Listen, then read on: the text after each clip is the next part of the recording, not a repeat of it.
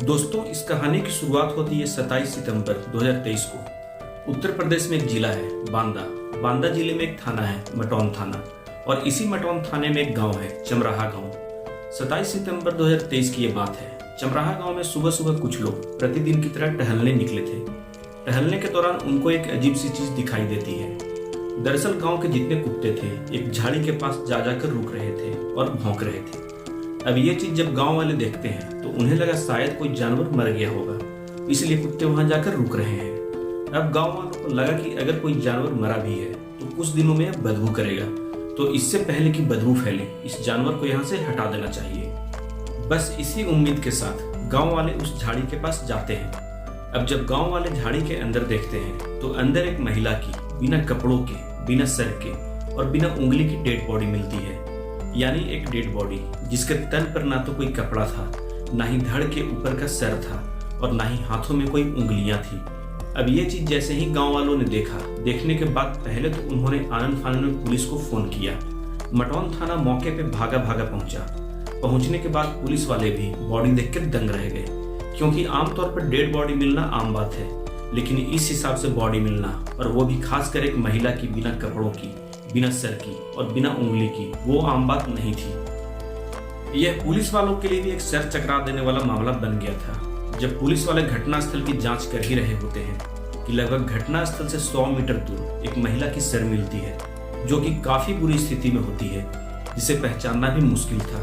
Sir की हालत ऐसी थी कि उसे देखने के बाद पुलिस वालों को भी पसीने छूट गए। उस सर पर जो बाल थे वो उखड़े हुए थे, चेहरे पे भी कुछ चोट के निशान थे, गर्दन कटी हुई थी और देखने में ऐसा लग रहा था कि गर्दन भले ही काटी गई हो, लेकिन चेहरे को बिगाड़ने का भी प्रयास किया गया है। अब पुलिस वाले उस बॉडी और सर को कब्जे में लेते हैं और कब्जे में लेने के बाद उसको पोस्टमार्टम के लिए भेज देते हैं। बॉडी को भेजने के बाद तो जांच पड़ताल शुरू की गई। जांच पड़ताल में सबसे पहले गांव वालों से पूछा गया कि यह महिला कौन है, क्या आपके गांव की है। अब यह चीज जब गांव वालों से पूछी गई तो गांव वालों ने सीधा मना कर दिया और कहा, नहीं साहब, यह महिला ना तो हमारे गांव की है और ना ही हम इसको जानते हैं। गांव वाले कहते हैं कि उन्हें कोई इस बारे में जानकारी है ही नहीं। इसके बाद पुलिस वालों ने आसपास के इलाकों में सूचना भिजवा दिया कि अगर किसी के घर की कोई महिला गायब हो या किसी के घर का कोई ऐसा सदस्य जो कुछ जानता हो या फिर किसी थाने में कोई गुमशुदगी की रिपोर्ट दर्ज हुई हो तो वो पुलिस के पास आए और बताएं। लेकिन इत्तेफाक देखिए कि यहाँ भी इस मामले में कोई फायदा नहीं हुआ। अब पुलिस वाले क्या करें, उनको समझ नहीं आ रहा था। जब कहीं से कोई जानकारी नहीं मिली तो वहां के जो पुलिस अधीक्षक, जिनका नाम अंकुर अग्रवाल था, उन्हें यह समझ आ गया कि जिस हिसाब से बॉडी के साथ क्रूरता की गई है, यानी पहले कत्ल करना, कत्ल करने के बाद गर्दन को काटना, काटने के बाद फिर उंगली काट लेना और उसके बाद चेहरे को बिगाड़ने का प्रयास किया जाना, ये तमाम बातें इस तरफ इशारा कर रही हैं कि जो भी कातिल है, पहली बात तो यह है कि वह बहुत ही बड़ा हैवान है, और दूसरी सबसे बड़ी बात यह है कि कातिल बहुत ही शातिर होगा, क्योंकि कातिल को पता था कि गर्दन काटकर उसके चेहरे को बिगाड़ देना है और फिंगरप्रिंट मिटाने के लिए उंगली काट लेना है। कातिल को पता था कि ऐसा करने से डेड बॉडी की पहचान करना बहुत ही ज्यादा मुश्किल और लगभग नामुमकिन हो जाएगा। अब जब अंकुर अग्रवाल को लगा कि यह केस सिंपल नहीं है तो उन्होंने कहा कि अब इस केस को मैं अपने तरीके से सुलझाऊंगा। सबसे पहले उन्होंने पूरे उत्तर प्रदेश के जितने थाने और जिले थे उन सभी में इस महिला से मिलता जुलता डिटेलिंग भेजना शुरू किया, और साथ ही यह पता लगाना भी शुरू किया कि क्या किसी भी जिले में या फिर किसी भी थाने में कोई भी गुमशुदगी की रिपोर्ट दर्ज हुई है क्या। अंकुर अग्रवाल ने जब यह पासा फेंका तो उनको उम्मीद थी कि आसपास के जिले से जुड़ा कोई मामला होगा और जल्द ही उस औरत की पहचान कर केस को सॉल्व कर लिया जाएगा। लेकिन किस्मत का खेल देखिए कि यहाँ से भी कुछ नहीं मिला। यानी ये महिला ना तो इस मटौन थाना की रहने वाली थी, ना ही उसके आसपास में किसी थाने की रहने वाली थी, और ना ही बांदा जिले के अगल बगल किसी जिले की भी रहने वाली थी। अब पुलिस वाले थोड़ा सा हैरान होते हैं कि अगर एक महिला का कत्ल हुआ है और कत्ल होने के बाद उस महिला के बारे में कोई तो जानने वाला होगा, और ऐसा तो है नहीं कि ये लाश आसमान से टपक पड़ी है, बॉडी कहीं से तो आई ही होगी। इसी दौरान एक और चीज पुलिस वालों की जहन में आती है। दरअसल ये जो मटौन थाना है और ये जो चमराहा गांव था, ये गांव एक सरहद थी, और ऐसा भी नहीं था कि सरहद एक थाने और दो थानों के बीच की थी। दरअसल ये दो राज्यों की सरहद थी, एक उत्तर प्रदेश और दूसरा मध्य प्रदेश, और अब तक पुलिस वाले जो भी जांच पड़ताल कर रहे थे, जो भी छानबीन कर रहे थे, यह तमाम जांच पड़ताल, तमाम छानबीन इसी उत्तर प्रदेश में ही कर रहे थे। लेकिन जब पुलिस वालों ने इस एंगल पर सोचना शुरू किया कि अगर यह सरहद है तो बॉडी सरहद पार की भी हो सकती है। पुलिस ने सोचा कि पुलिस वालों की लिमिट होती है कि अपने एरिया में काम करना, एक थाने पर काम करना है, एक जिले में काम करना है या फिर एक प्रदेश में काम करना। क्रिमिनल या फिर कातिल की कौन सी लिमिट? वो तो प्रयास यही करेगा कि पुलिस वालों को बरगलाया जाए। तो कहीं ऐसा तो नहीं है कि ये जो महिला है ये मध्य प्रदेश की है। अब जब इस थ्योरी पर पुलिस वालों ने सोचा तो फौरन अंकुर अग्रवाल को बताया। अंकुर अग्रवाल ने मध्य प्रदेश के कोतवाल से, वहाँ के एसपी साहब से, वहाँ के थानों से बातचीत की और कहा कि आपके थानों में जितनी भी महिलाओं की गुमशुदगी की रिपोर्ट दर्ज हुई है और आपके मामले में जितने भी ऐसे संदिग्ध लगे हों, वह तमाम डिटेलिंग आप हमें भेज दीजिए। अब इधर के एसपी साहब का आदेश हुआ, बगल वाले थाने ने भी सीरियसली लिया। मध्य प्रदेश के थानों ने गुमशुदगी की जितनी रिपोर्ट थी, जितनी चीजें थी, वो तमाम चीजें अंकुर अग्रवाल को भेज दी। इस केस में एक दिक्कत और होती है कि आमतौर पर जो पहचान करने का तरीका होता है, आदमी के कपड़ों से मैच कराया जाता है, लेकिन यहाँ तो महिला के बदन पर कोई कपड़े ही नहीं थे। बहरहाल पुलिस वालों ने हिम्मत नहीं हारी और लगभग 100 ऐसे मामले जो सितंबर महीने में महिलाएं गायब हुई थी, उन्हें चिन्हित किया गया। अलग अलग थानों से 100 मामले अब अंकुर अग्रवाल के टेबल पर पड़े थे। अब अंकुर अग्रवाल के जब टेबल पर वो मामले पड़े थे तो इन्होंने फिर फिल्टर करना शुरू किया कि वो कौन सी महिला हो सकती है। इन तमाम चीजों को बारीकी से जांच पड़ताल करते करते अंत में एक ऐसी गुमशुदगी की रिपोर्ट मिली जिस पर कुछ डाउट हुआ। और यह गुमशुदगी की रिपोर्ट मध्य प्रदेश का एक जिला है छतरपुर, और इसी छतरपुर में एक थाना है गौरीहार थाना, और इसी गौरीहार थाना में रिपोर्ट दर्ज हुई थी।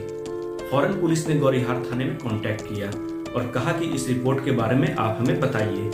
तो वहाँ के पुलिस वालों ने बताया कि जिस महिला की गुमशुदगी की रिपोर्ट के बारे में आप पूछ रहे हैं, इस महिला का नाम माया देवी है और यह पहरा गांव की रहने वाली है। फौरन पुलिस वाले अब जांच पड़ताल करने के लिए पहरा गांव निकल जाते हैं।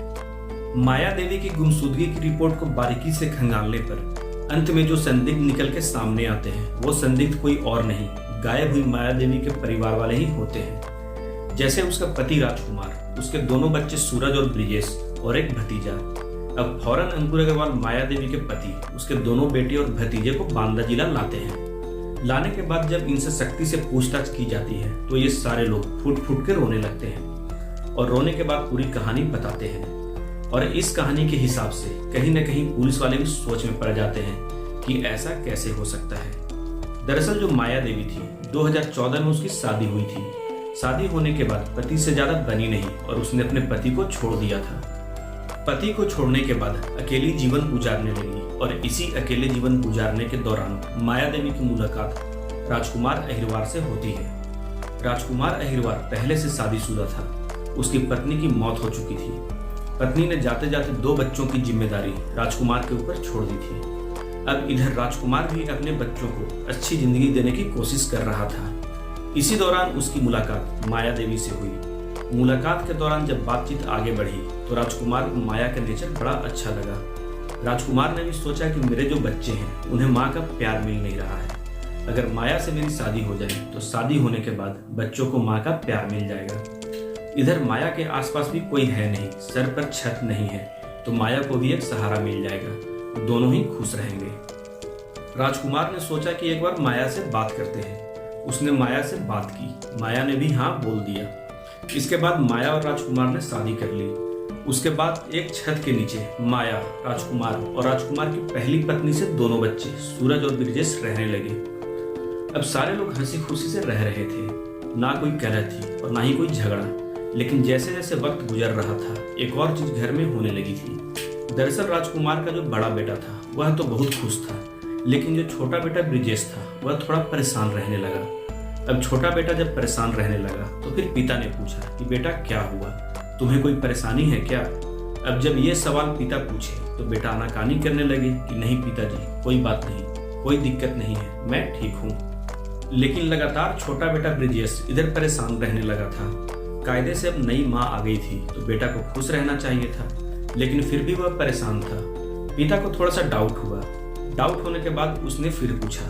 अपने बेटे को हिम्मत हो इसलिए कहा कि जो भी है बताओ, कोई दिक्कत है, तुमको किसी ने कुछ कहा है क्या? पैसे की दिक्कत है या फिर माँ ने कुछ कह दिया।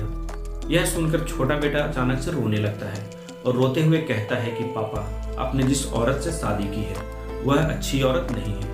अब यह चीज जब पिता सुनता है तो कहता है कि बेटा ऐसा क्यों बोल रहे हो, क्या हुआ? तो फिर छोटा बेटा कहता है कि जो माँ आई है वो मेरे साथ गलत काम करना चाहती है, मुझे कहती है कि तुम मेरे साथ फिजिकल रिलेशन बनाओ। जब मैंने मना कर दिया तो मुझे धमकी दे रही है कि अगर तुम नहीं बनाओगे तो मैं तुम्हारे ऊपर रेप कर चार्ज लगा दूंगी और सबको बता दूंगी कि तुमने मेरे साथ रेप करने की कोशिश की है। अब यह चीज जब पिता सुनता है तो सुनने के बाद एक तरह से उनको यकीन नहीं होता है। उन्हें लगा कि यह लड़का क्या बोल रहा है। एक तरफ माया के ऊपर भी भरोसा था, दूसरी तरफ बेटे के ऊपर भी भरोसा था। अब पिता करे तो क्या करे, वह माया से भी नहीं कुछ पूछ सकता था। वह कुछ दिन इंतजार करता है और इंतजार करने के बाद अपनी बीवी और बच्चों पर नजर रखने लगता है। अब जब नजर रखने लगता है तो उसे एक बात और पता चलती है कि जब वह और उसका छोटा बेटा ब्रिजेश घर पर नहीं होते थे तो वह औरत माया देवी उसके बड़े बेटे के साथ फिजिकल रिलेशन बनाती थी। अब यह साफ हो चुका था कि माया अपने ही पति के बच्चे के साथ फिजिकल रिलेशन बना रही थी। अब यह चीज जैसे ही पिता देखता है तब उसके पैर से जमीन खिसक जाती है और उसे यकीन हो गया कि अगर इसने मेरे एक बेटे के साथ ऐसा कुछ किया है तो जाहिर सी बात यह है कि दूसरे बेटे को भी कह रही होगी। इसके बाद पिता इग्नोर करके वहां से चला जाता है। कुछ सोचने के बाद पिता अपने दोनों बच्चों को बुलाता है और समझाता है कि ये चीजें सही नहीं है। बहुत समझाने के बाद सूरज को भी समझ में आ जाता है कि ये चीज गलत है। फिर उसका पिता कहता है कि तुम्हारा जो छोटा भाई है वो भी बुरी तरह फंस चुका है, अगर वो उस औरत से संबंध नहीं बनाएगा तो वो उसे फंसा देगी। कुछ सोचकर दोनों बाप और बेटा इसे रास्ते से हटाने का प्लान बना लेते हैं। अब इस प्लान में राजकुमार अहिरवार अपने भतीजे को भी शामिल कर लेता है। अब टोटल 4 लोग इस प्लान का हिस्सा थे। राजकुमार का बड़ा बेटा सूरज, छोटा बेटा ब्रिजेश और उसका एक भतीजा। अब कुछ बचा था तो कत्ल को अंजाम देने का काम। सबसे पहले प्लान बना, इन्होंने एक पिकअप का इंतजाम किया। उसके बाद उस पिकअप पे घूमने के बहाने माया देवी और चारों लोग बैठते हैं। इसके बाद ये लोग घूमने निकल जाते हैं।